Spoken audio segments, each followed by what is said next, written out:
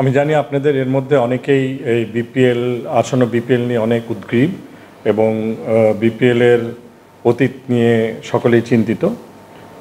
তো সে ব্যাপারে আমরা কিছু সিদ্ধান্ত নিয়েছি। আপনারা জানেন যে বিপিএল অতীতে বিভিন্ন সমস্যায় জর্জরিত ছিল, মানে inconsistent tournament standard, players payment, media এবং ফ্যান এঙ্গেজমেন্ট। সো এইসব চ্যালেঞ্জগুলোকে আমরা হাতে নিয়ে শুরু করেছি। তো আমরা আপনাদেরকে সবসময় বলেছি যে আমরা পিছের ভুলের থেকে সামনের দিকে আমরা সঠিকভাবে আগাতে চাই। আজকে অলরেডি আপনারা দেখে থাকবেন যে আমরা একটা ইউআই অ্যাডভার্টাইজমেন্ট পাবলিশ করেছি for selection appointment of professional sports marketing agent. তাদেরকে যে কাজগুলো আমরা দেব সেটা হচ্ছে কমার্শিয়াল মডেলটাকে রিডিজাইন করা, এটা কিভাবে আরও গ্রহণযোগ্য হয়, স্পন্সর এবং আমরা যারা বিসিবি সকলেই যেন একত্রিতভাবে একটা ওয়ার্কেবল মডেল হয়, যে মডেলটাতে ফ্র্যাঞ্চাইজিরাও সার্ভাইভ করবে এবং এই টুর্নামেন্টটাও সার্ভাইভ করবে। আমাদের মিডিয়া স্পন্সরশিপ রাইট প্যাকেজিং থাকবে, branding and marketing strategy, franchise structure কী হওয়া উচিত এবং match day experience and fan engagement এবং আমাদেরকে অন্যান্য কনসালটেন্সির ব্যাপারে এটা অলরেডি আমাদের ওয়েবসাইট এবং পত্রপত্রিকায় এসেছে। আমরা এর মধ্যে এই সিলেকশন প্রসেসটা আমাদের করতে করতে অগাস্ট মাসের প্রথম সপ্তাহ লাগবে।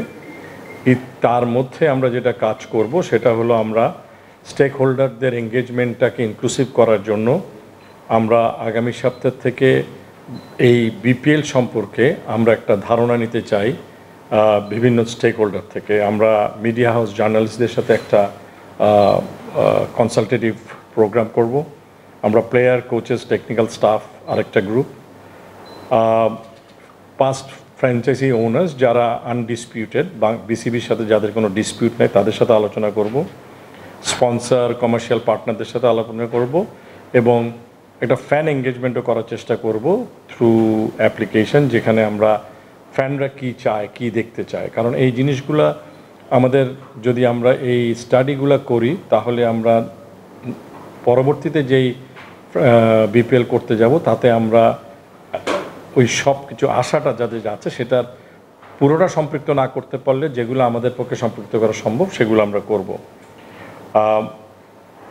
বিপিএলের ফ্র্যাঞ্চাইজির সংখ্যা আপনাদেরকে অতীত বলেছি, ন্যূনতম 5 জন, 5টি দল বা এর অধিক, ডিপেন্ডিং অন আমাদের কি অবস্থান থাকে সেটা একটা হবে। এবং এটার সবচেয়ে বড় জিনিস হবে আমরা কিভাবে এটার ফাইন্যান্সিয়াল মডেলটা তৈরি করতে, এবং এটার ব্যাপারে বিভিন্ন মতামত আছে। আপনাদের সাথেও আমরা যে আলোচনা, কনসালটেটিভ আলোচনাগুলো করব আগামী সপ্তাহে থেকে, আমরা এটা আগামী 2 সপ্তাহের মধ্যে শেষ করার চেষ্টা করব। কারণ আমরা যে স্পোর্টস ম্যানেজমেন্ট কোম্পানিকে আমরা আমাদের কনসালটেটিভ কাজ দেই তাদেরকে এই সার্ভেটা আমরা তাদেরকে দিতে চাই।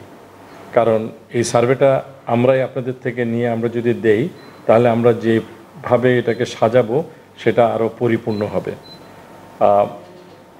সো আমরা একটা অ্যাকসেপ্টেবল, অ্যাকাউন্টেবল বিপিএল চাই এবং এটা বাংলাদেশ ক্রিকেট বোর্ডে একটা ফ্ল্যাগশিপ ইভেন্ট হিসাবে যাতে সামনে থাকে সেটাকেই আমরা করতে যাচ্ছি।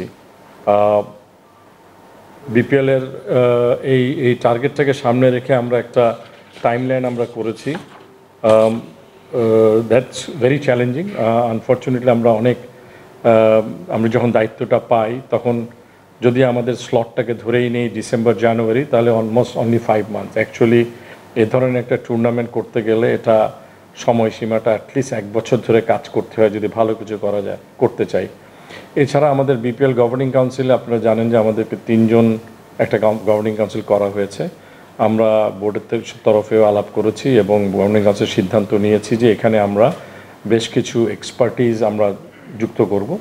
তাদের মধ্যে বেসিক্যালি থাকবে ক্রিকেট রিলেটেড একজন, আমরা লিগ্যাল, ফাইন্যান্স, মার্কেটিং, এই ধরনের ব্যক্তিত্বকে যারা বাংলাদেশের বিভিন্ন পর্যায়ে স্বীকৃত, যাদের থেকে আমরা একটা গ্রহণযোগ্য ইভেন্ট আমরা যেন করতে পারি সেভাবে আমরা একটা এই গভর্নিং কাউন্সিলকে আমরা বর্ধিত করব।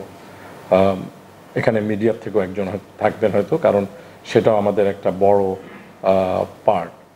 তো এটাই আমাদের মেইন উদ্দেশ্য। আমরা যেটা আপনাকে বললাম যে আমরা অগাস্ট মাসের দিকে আমরা মানে এন্ড অফ অগাস্টের মধ্যে আমরা মিডিয়া রাইটস এবং ডিজিটাল রাইটস এবং ফ্র্যাঞ্চাইজি এই তিনটার দিকে যাব।